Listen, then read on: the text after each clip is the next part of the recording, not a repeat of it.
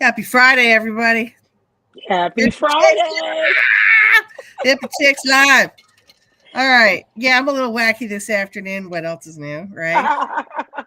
I'm actually Again? getting. Yeah, stop. Shh. Nobody's supposed to know this. Right. Now, I shout it out for the world to hear. Welcome, everybody. Hippie Chicks Live. I am Kat. Here's my hippie chick sister. I'm Elle. Hey, y'all. Elle just came off a beautiful run of her first producing gig for Clyde's with an S on the end of Yes. it. And it was a smashing success. And now she's on to bigger and better things. She's nonstop gal. Yes. It's been a long ride, been a fun ride, but It has been, and yeah, you've had a wonderful week, just kind of decompressing for a minute, right? Because that was a lot of work you did. It was, and it's been going on since like July. So I was in desperate need of a reset. And as many of you know, if you've been watching, which many of you have, during that time, I wasn't even living here at home. That was the crazy thing. My mom had knee surgery, knee replacement. And so for the past 2 months, I've probably only been home outside of this week. I've only been home about 4 days. Yeah, it's pretty much whole summer. And then on top of that, after Mama had surgery, she decided to move. Yes. And she just moved 2 years ago. So it's like, oh, dang. Yeah. Go, Jackie, go.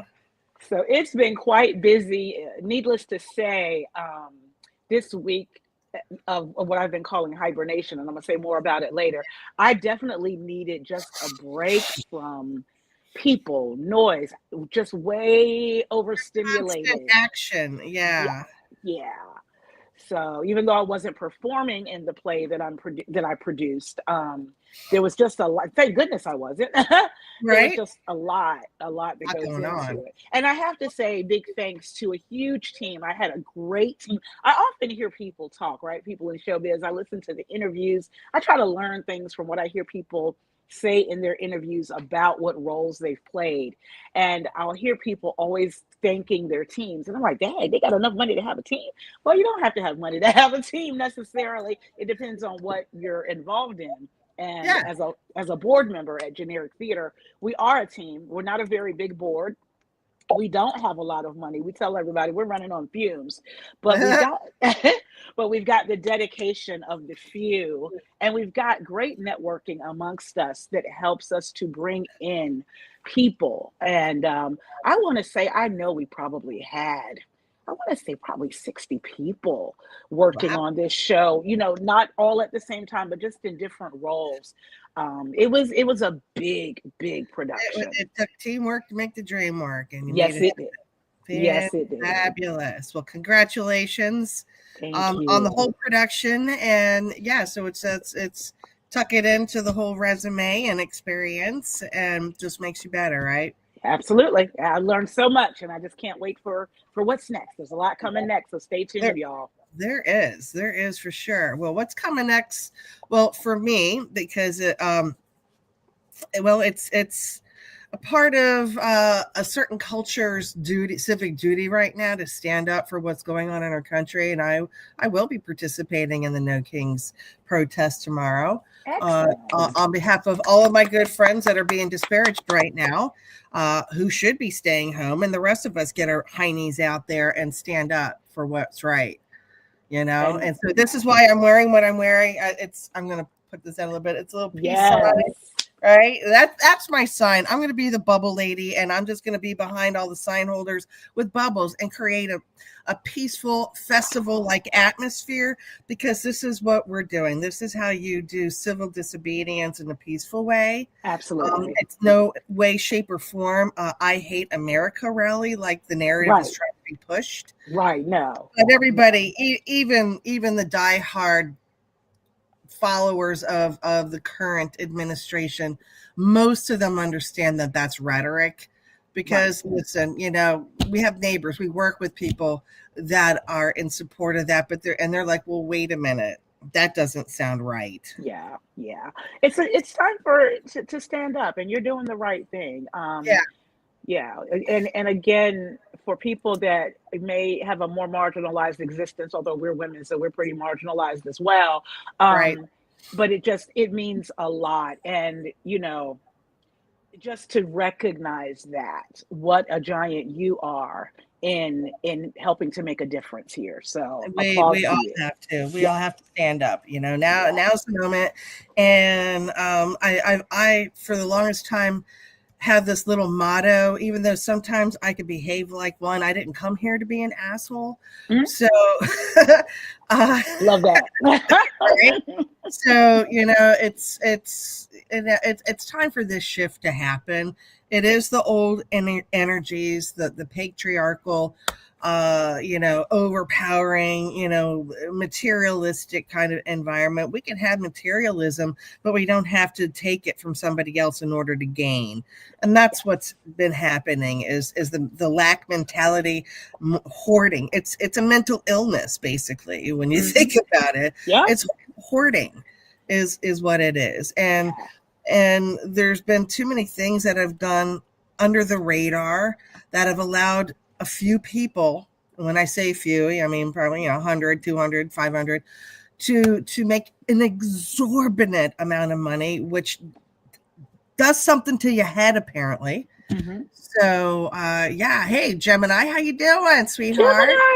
Woo! Glad you're back. Thank you for joining the conversation. We're talking about the No Kings protest, which I will be participating in tomorrow on behalf of all my friends that, like I was saying, should stay home because we don't want to give anybody any reason to pull any shenanigans, which we know they're going to try anyway, right? So so I understand that other than 2,500 spots around the U.S. will there be protests. There'll be, I think, 18 other countries are protesting in solidarity with the U.S. So I'm going to put these comments on the screen so you can see them too. There we go. Look at you being fancy. I see you, girl. I know. I'm getting educated then. You can't teach an old dog new tricks, right? I can blow them up. I don't know if I'm blowing myself up when I do that. Hopefully not. Okay. Okay. Ooh. There we go. Yeah. All right. So yeah. So did I spell it right? I hope I did. I'm sorry. Yeah. Did you? Okay. It's okay. SDK. Spelling doesn't count. But what's even going to be awesome, more awesome, awesomer, that is a word. Trust me. Elle and I are going to be going to the Josh Johnson comedy show tomorrow night. Shout out, Josh. Josh, if you see this, drop a comment. Oh, man, right. And honey, we have been purposely not watching your content until the show because I don't want it to be spoiled. I don't want to be spoiled at all. Yeah, and I can't tell you how hard that is, Josh. You're all over my kidding, because not only are you funny, but it's just intelligent. It's intelligent comedy, and it's just like, duh, But I guess life is funny, isn't it? Well, you have to listen. You have to laugh at it, or you lose your mind. That's absolutely right. That's absolutely right. Speaking of which, I saw the funniest picture up on Facebook earlier today, and it was Alice Cooper. We all know who Alice Cooper is, yes. Right? God love him. Glad he's still around. Yeah. And he's holding a framed picture, and it was a Facebook meme that he had printed and blown up and framed. And it was a meme. It was on one side was a picture of Steve Carell. We all know who he is. Yeah, they are. And a picture of Alice Cooper. And the meme was the picture to the left is before smoking marijuana, and the picture to the right is after. And Alice Cooper because he was the after, right? He loved it so much, he blew it up and framed it, and he shows everybody. I love it. You got to learn how to laugh at yourself and don't take things seriously. Right. And that's the thing. And speaking of which, speaking of people who don't laugh at themselves, Time Magazine.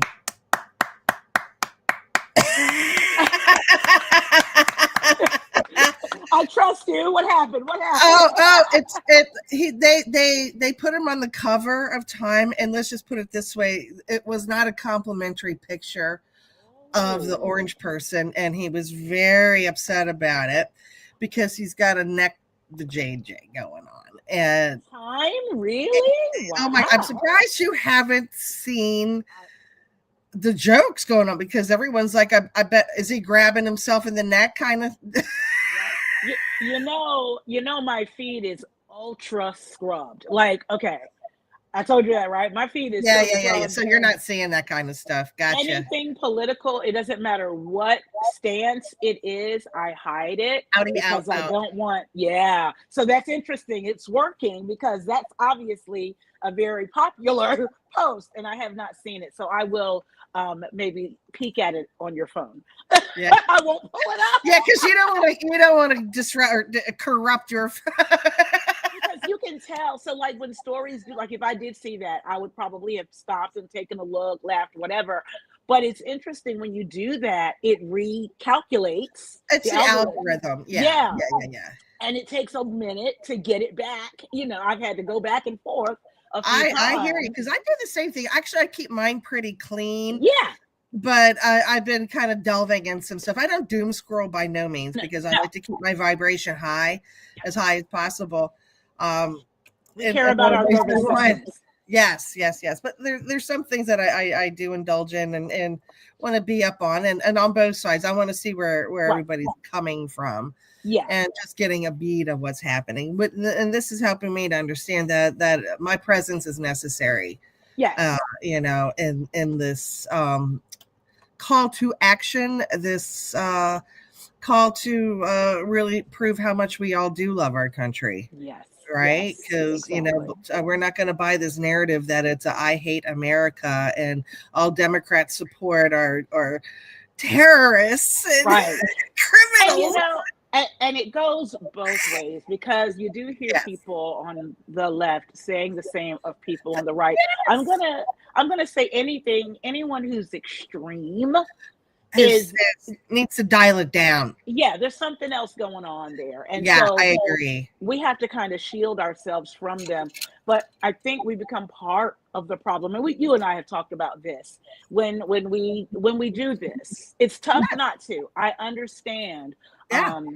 But we just have to be careful that we're not becoming that, which we're not. But that's just a message and a caution to those who are listening. Yeah, absolutely. And you're right. When I see the extreme on either side, it makes me wonder, okay, what is really going on with you to make you be in this place? Because anybody that's vibing on high, even if you've had a tough go at it in life, you can still have the discernment of understanding between right and wrong, and that there's a fine line going on right now between there is, and it's very interesting to see. But I already know that things are going to turn out the best for everybody, right? I think we will be able to thwart things from getting any more out of control than like they did back in the 30s and 40s. Knock on wood, right? That is why I need to be present, and any other able-bodied person that's supposed to be there should be there as well. And I know that it is. I know I've got family members that are participating where they're living, and then I also have family members that are on the other side of the aisle. Mm-hmm. And we love them too. And same here. Me too. I finally have gotten them to a point, because before trying to have conversations with them, they always felt attacked, even though I wasn't attacking them. Mm-hmm. But it's because of what they're getting fed is fueling their anger, and it's warped. It's very warped. And now, especially my sister-in-law, she says she's backed away from watching this particular entertainment news show. We all know who I'm talking about. She said she stepped away from watching them, and now I'm able to actually have a conversation with her. Oh, wow. Imagine that. It's a psychological warfare is what's really happening right now. So I was very happy last weekend to be able to to speak about these things with her without it turning into her hanging up on me or something, or getting ugly, because that's what it was getting that way. So I feel very hopeful, even though, you know, every time you turn around, it's something crazier and crazier, right? But that it's what's crazy is it's an act of desperation, because they know their days are numbered, and you know, the light is winning. It's already won. We're just going through the motions. And what I'm happy to see, particularly with you and your sister-in-law, is that both of you are fighting the good fight, in that you are taking the stand that none of this will destroy your relationship, because your relationship is more important than anything going on in this world. And I know their heart. Okay. Right. And that's the thing, is that there are some people out there that are standing right behind all the misogyny and the bigotry and the racism and all that stuff. That's their Jimmy Jam. Sadly, that's not my brother and sister-in-law, but they're being propagandized. So yes, that's what was happening. And now that she stepped away from it, she's thinking more with her heart instead of what's being programmed into her. And it's been, well, sad very much at first, because I was grieving for a while. I was like, oh my God, am I losing my sister? She's one of my best friends, right? Yeah. What's happening? But it's been also fascinating from a psychological point of view. Yes. Yeah. I get that. Witness this. I get that. Yeah. And I know all is well. And I said from the very beginning to both of them, and I'll never forget my brother. He was walking past my sister, we're FaceTiming, and he was walking behind her because he paces. You know, he's got ADD. And when I said, I will not going to let anything come between us, we are always best friends. And he stopped and he looked, and he made eye contact with me. Because absolutely, because it's more important to him as well, those relationships. Yes, so I love that. Absolutely. And in knowing them, I can vouch that those are the types of people they are. They are good people. They have great hearts, and I know they love me. You know, we've never met in the flesh, and I know they love me just as an extension of you. So I, you know, they're great people. So yeah, I think we should take a look at that. All of us look at our relationships and look at what's important. Is it more important to be right and try to prove that you're right, or to just simply agree to disagree and maintain a strong bond with those that you know you love? Well, absolutely. And you know, there does come a point though when it gets beyond agreeing to disagree. I agree with that. Yes, you're right. And that's where we are right now. Okay. Gotcha. Right. You know, when everybody was, you know, pooping on Obama or pooping on Biden, which I didn't care for him myself. Okay, whatever. We can. I know I voted for Wu-Tang. But I love President Obama, and they all can't stand him.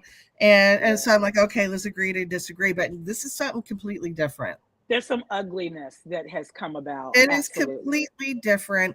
And I've actually heard rumblings of this a while ago, people that were in the know that were talking about these nationalist types of groups that are gaining political seats because they're able to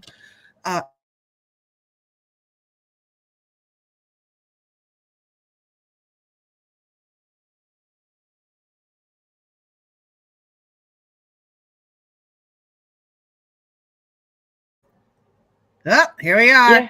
Yeah. Big Brother's listening. I was like, is she gone too? I'm gone. Is she gone? She gone. That's a city somewhere in Asia, isn't it?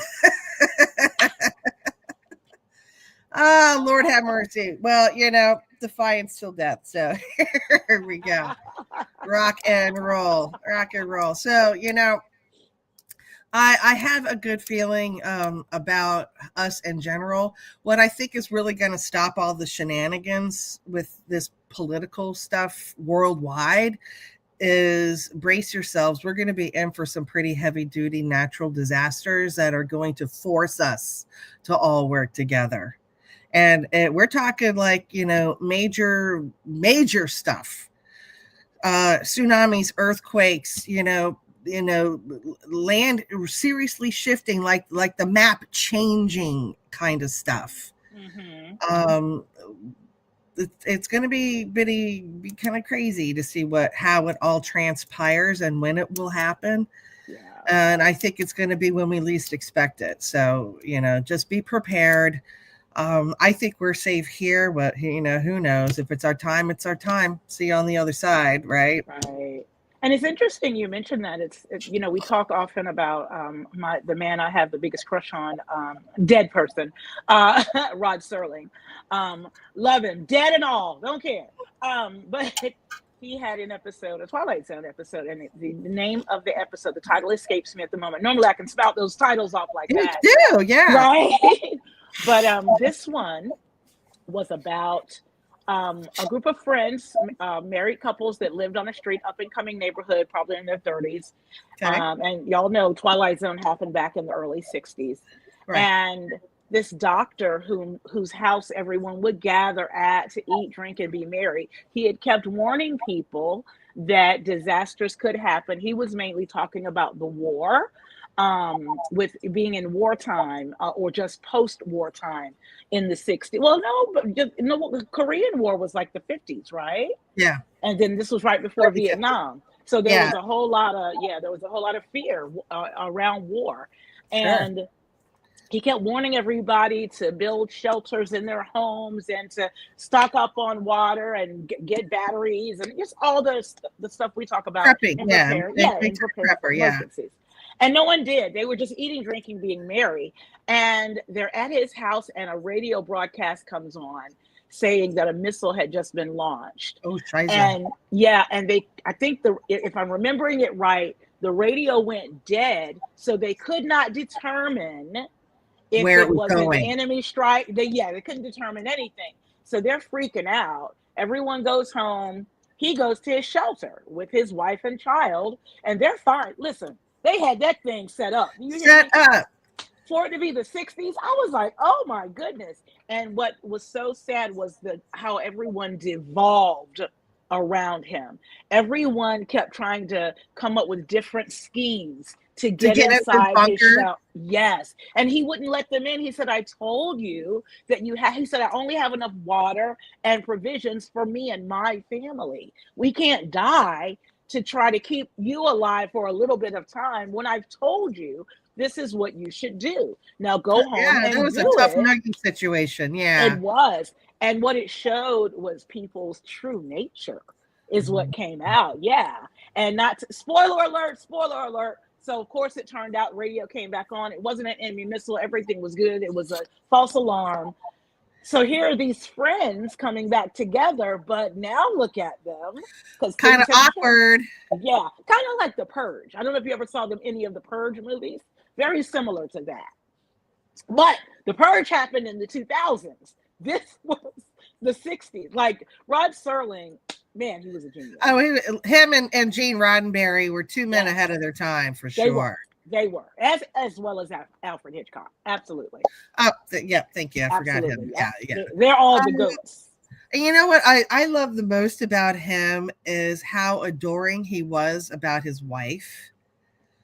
Yes. He was adorable. When he accepted this award, I forget, probably an Oscar or something like that. And he accepted this award, and he was, even though he spoke so weirdly, like, just the way he talked, it was very distinct. Let's put it that way. And he was very humble, but he gave all the credit to his wife. Yes. Okay, gotcha. I think I've seen clips of that. Yeah, I'm sure you have, and it's just endearing. So the three of them were definitely ahead of the time, and I'm sure we're forgetting somebody else. George Orwell, that's the other one. Absolutely, yes. I was forgetting somebody else. And I'm sure there's other people on that list as well. But yeah, and they try to. Their literature is still trying to warn us, and it's seriously what's happening is coming out of the same playbook of what happened before. I mean, just that right there. I looked at how the friendships frayed These are people that trusted each other with their lives until it meant their lives. Yeah. It's crazy. Wow. Just wow. Like, just mind blowing. Yeah. Well, yeah. Well, this time we're gonna stop it. I think more than any other time in our recorded history is the vibration on the planet actually higher than what they're trying to say it is. There's more and more people that are vibrating at a higher frequency, that are waking up, that are understanding the light within them, and that they're here to anchor the light. I mean, you take podcasts like Next Level Soul, and within 2 years, he's over 1 million. Yes, Because people are hungry for this information. New reality TV is born from this as well. And this is why we have people like Gemini joining us here today. Yes. And Ify, wherever you are, my friend, he's over in Munich in Germany now. At this time, hopefully he's having a beer at the beer garden. I hope he is. So enjoy, Ify. Enjoy. Have one for me. Absolutely.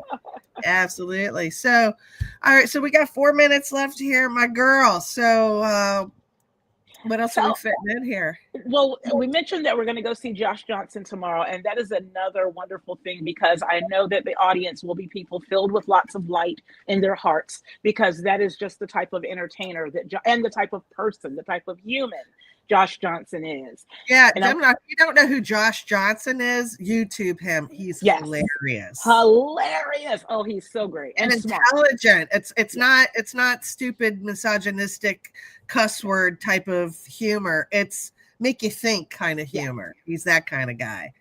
For years, I have said that I want, instead of a traditional eulogy when I pass away, I want a comedian to do my eulogy. I love it. And up until this moment, I've never been able to name what comedian I'd want. I would want Josh Johnson. Josh, if you see this, reach out. I want you to do my eulogy. I know that's really morbid. Well, I'm sure he'd be like, well, girl, I hope that's not going to be for a long time. Right? Come on now. But yeah, looking forward to that. Got that Saturday, Wine Festival Sunday. So I have a relaxed weekend. Where are you going to the Wine Fest? In Norfolk. You laugh at me how I say that because I don't say it like the natives here, although I am. The natives say it sounds like no fuck. Yes, that's how most people say it. I say Norfolk.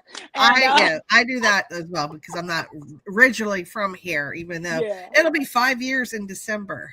Wow. 5 years in December that I've been here. So hey, you're home. You're home. I'm home now. Yeah. Yeah, absolutely. And I was even looking around Great Bridge and I was like, I really love the community here, even though it's kind of really red. People are still nice. I tell you, I do a lot of walking because I don't drive. And I will tell you, you mentioned that there is light and there are people raising the vibration, and there are people of all race, creeds, colors. As I'm walking, they're being so courteous to me to be sure that I cross the street safely, and they stop for me even when they don't have to. Because I'm just face to face, we're actually nice to each other. It's when you have these mass ideologies going on, and that's what they're playing on. That is true. We're not going to let that shit happen. And I'm glad that I get to see that face to face, because that helps me. That does something for me. And I hope that does something for those individuals as well, because we do feel better when we do better, Absolutely. Absolutely. For sure.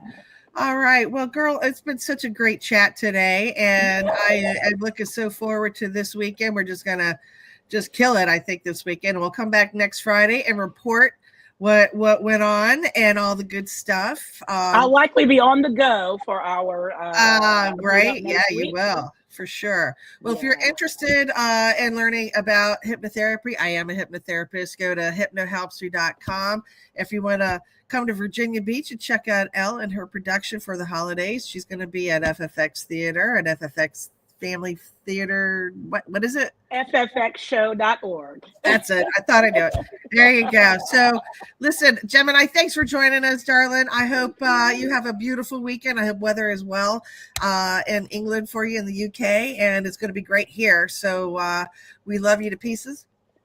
Peace and love. And well, we got a couple more seconds, so let's just drag it out, maybe. I'll play with my antennas. We can always say, we'll see you next week. No, you'll see us next week. Oh, you'll see us next week. Love you guys. Love you. See ya. Peace and love.